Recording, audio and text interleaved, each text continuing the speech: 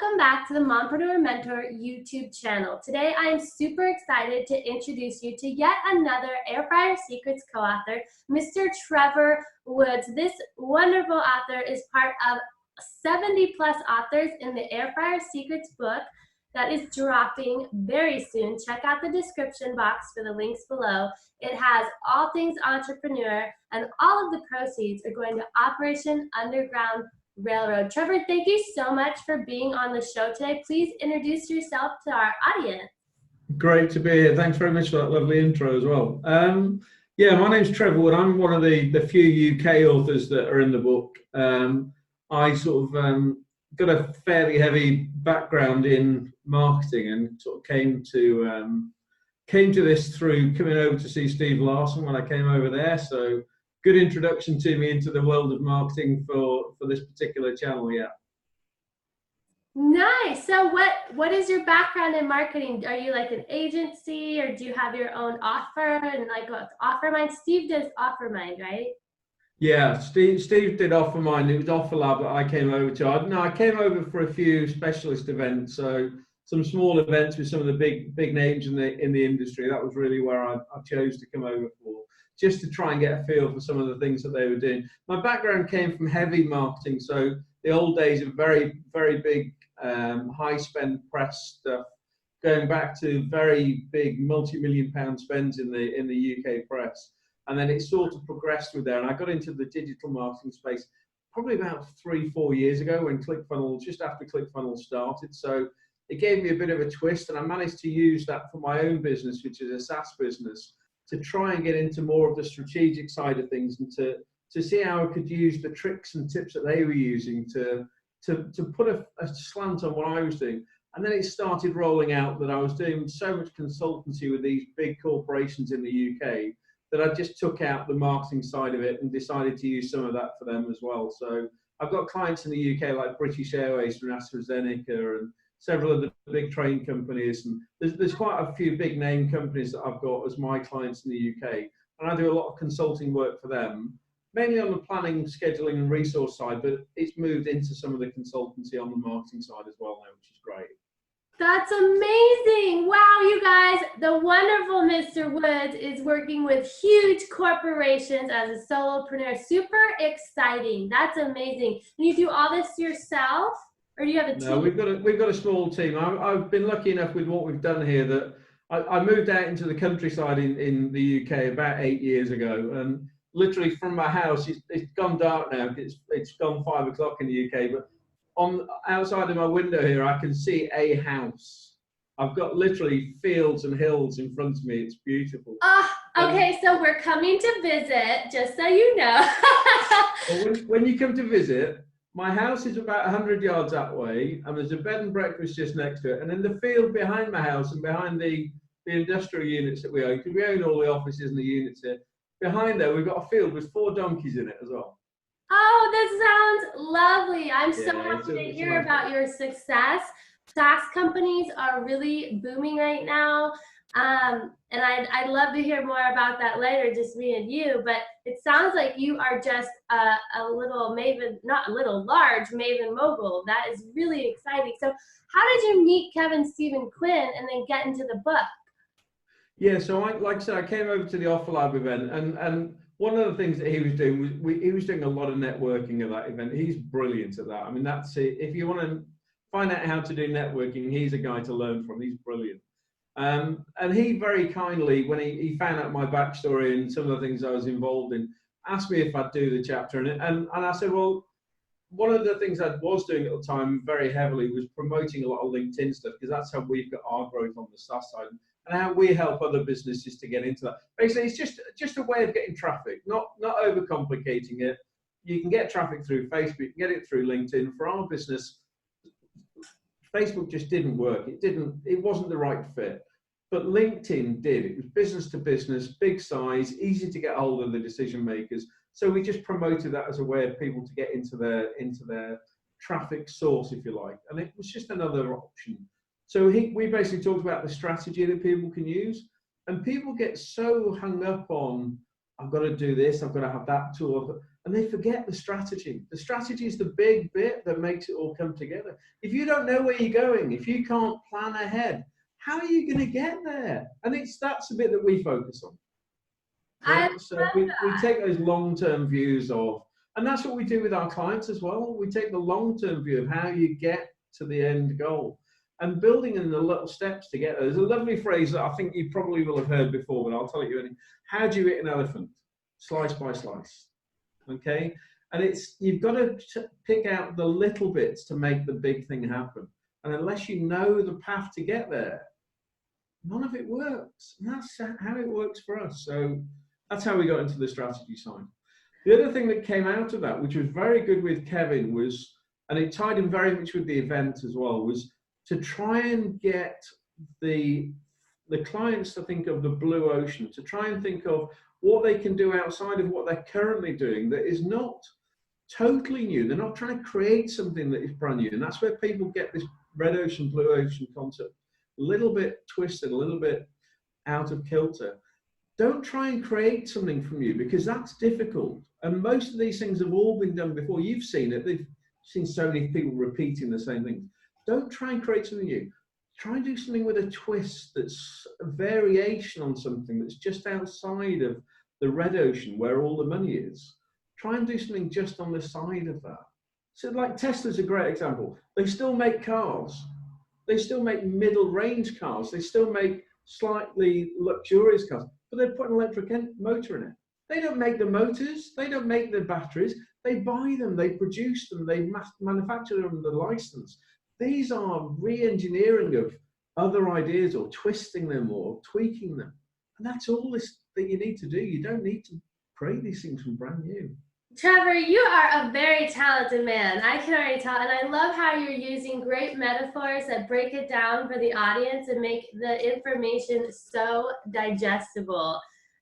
So because what I'm hearing you say is, like, to be on the frontier in your industry, you just have to do a little few minor tweaks and then use what's already been grown for you to your advantage.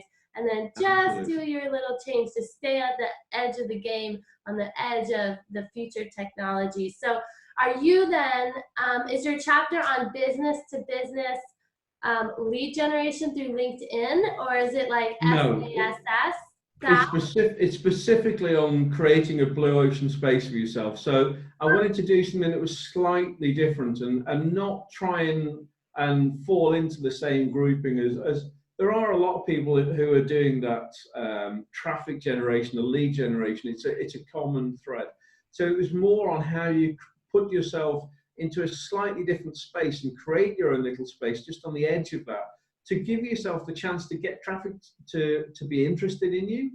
But also the other part that goes with that, you have to have a cost advantage. You have to be able to create something that gives you that differential to allow you to succeed. And that's where people get it wrong. They think, oh, I've got this little thing, it's made me different. But then they're coming in and competing with 5 other people that are already in there, and they don't have the cost advantage. They'll never be the market leader. They'll never be the category king, because they don't have the 2 elements. They've got one, but they don't have both. And so by cost advantage, do you mean competitive price in the market, like offering a lower tier option and then also having your higher tier margin option to? No, not in terms of a value ladder. No, it's more in terms of being able to have a cost advantage with the item that you're generating, the item that you're producing, that separates you apart from that. And that allows you to always stay ahead of the competition. So, for example, trying to think of some examples that are in this particular sector. Steve Larson is a good example. He puts himself on the edge of the ClickFunnels arena, but he's doing something, he's creating offers that are just outside of it, but he's the only one who's doing those offers. He's putting them into his category, he's putting his own title, his own heading, his own version on it. They're very similar to a lot of other things, but they're his name, they're his unique property. Nobody else can claim Steve Larson brand. He's got them for himself, and he's packaging things up in his own way so that he's not competing with somebody else. So a great example is Hoover. If you want to buy a Hoover vacuum cleaner, you have to buy a Hoover. You can't buy a Dyson. You can't buy something else. you've got to buy that brand name. So when you do that search on it in Google, you will only find that thing, that item, and then you gain all those other advantages that go with it. It's a bit of a twist, it's a bit of a tweak. So it can get quite techie, it can get quite awkward, but essentially you're just putting yourself slightly outside the loop. I am very intrigued, Trevor. I can't wait to read your chapter. And it sounds like it's full of massive value. And you guys out there watching, you got to check out the entire Air Fryer Secrets playlist because we have a ton of amazing authors.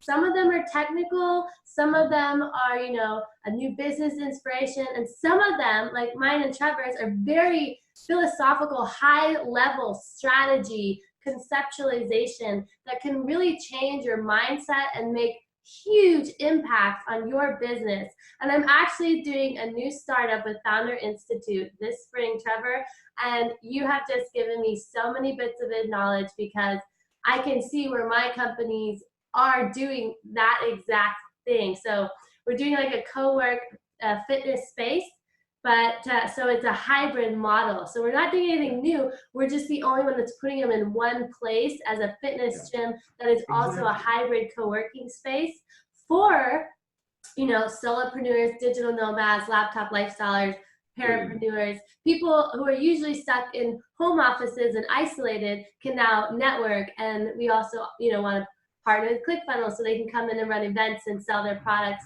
to our market. You know, partner with Udemy or whatnot. And it's not new. People have co-working spaces and people have fitness chain gyms, but nobody has a hybrid in one building that, and the brand is very, very unique. So I really love how you put that. It resonated with me so much. Thank you.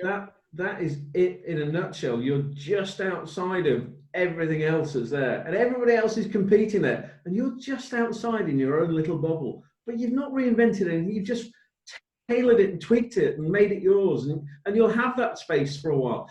Other people will come into it, it'll become a red ocean, but until it does, you're in front, and as long as you can keep that competitive advantage, you'll stay there for a while, and that's what it's all about. Well, thank you so much for your knowledge. So Elephant Authors, you guys, have an amazing offer at the end of the chapter, and it's literally thousands of dollars in freebies and value. I'm just dying to know, what is your offer about the blue ocean? Okay, we've made it really simple because we don't want to get into this giving you false value. We're not. I'm really not into that at all. I've seen it so much, and I've seen all of these people who are claiming to have made millions, to have done all this, to have done all that, and I'm not interested in putting all of that hype. What I'm saying is, if you want to find out about how you can create your own blue ocean, how you can create your own space for yourself, give me a call. Okay, I'm not charging for this. I'm not going to get into all of that. If you want to find out about it, book a call online at makingmarketingwork.co.uk. Book yourself a call. We'll tell you whether it works or not, whether we can do anything for you. If we can't, we'll just tell you who can. I'm not interested in taking. I've got my own business. I'm old, I'm grey, I've been there, I've done that, I've seen it, I've got the t-shirt. I'm not trying to achieve that. If someone wants to use me for consultancy, that's fine. But if they don't, the offer is there, free time, bit of support, bit of guidance. I'd much rather do that and help people on their way. I did this because it's a charity event. The money's all going to a fantastic cause. If we make something out of it, great, but that's not the reason I've done it personally. I've done it to try and help people. So if you get a bit of help, if you get a bit of advice, if you get a bit of guidance, I'm happy. I think that is wonderful, Mr. Woods, and especially because time, you guys, is the most valuable and priceless commodity. So that is a huge value offer. I'm super impressed. I have to take you up on it for my business. And you guys out there, don't hesitate to get in touch with Trevor. Where can they find you if the book hasn't launched yet and they're just itching to find you and they can't wait? What link can we put in our description box for our viewers? Yeah, no problem. makingmarketingwork.co.uk. Okay. All right, we're going to put that in our description box below, guys. And what about social media? If they just wanted to, do you have a specific handle or pages if they want to go like and follow or anything? Really, really weird. It's Making Marketing Work on Facebook. It's LinkedIn/Making Marketing Work. It's not complex. We've made it easy. If they want to find out about planning and scheduling software, which is the Saas business, that's visualplanning.com. And for the guys in the States, they've got a UK distributors. They'll look after it directly. We only look after the UK for that particular product, but Making Marketing Work is the one that they need for most of my things. I love that. Well, I can't thank you enough for being on the show again. And you guys, don't forget, we have an entire playlist with massive value, inspiration, motivation of our Air Fryer Secrets co-authors. And if the book is post-launch and you're watching this, the link will be in the description box. All proceeds go to Operation Underground Railroad. It is a charity, and the book is like literally has thousands of dollars in value, and it's great for beginners. It's great for people who are seasoned veterans, and you're gonna be meeting so many successful people in the space and have the opportunity to connect with them. So thank you again for watching, and don't forget to click the like, subscribe, and bell notification. But before we leave, Trevor, I can tell you've got a wealth of wisdom inside you. What is one parting gift you might want to give, tidbit of knowledge to our viewers before we sign out? Okay, there's a lot of people who are going to be watching these videos and reading the book who are getting into this space very, very early on. Yeah. Don't get stuck in overwhelm. If there's too much to do, write it out, list out the things you need to do now, and do those first. Don't get hung up on the technology. Don't get caught up in having to do all of the little bits of it, because they are the thing that cause you the overwhelm. Write out your strategy, write out your big plan, and then knock them off little bits at a time. It's so easy if you break it down into small chunks, and don't get over, but do start to do something. Please start to do something. As soon as you start, you'll find out you'll get some traction and some reaction, and that will encourage you to do everything else. Lots of value, lots of knowledge bombs, Trevor. Thank you again so much for being on the show. I get no paralysis by analysis. Just go and execute. Well, thank you guys, and we will see you on the other side. Thanks a lot. Take care.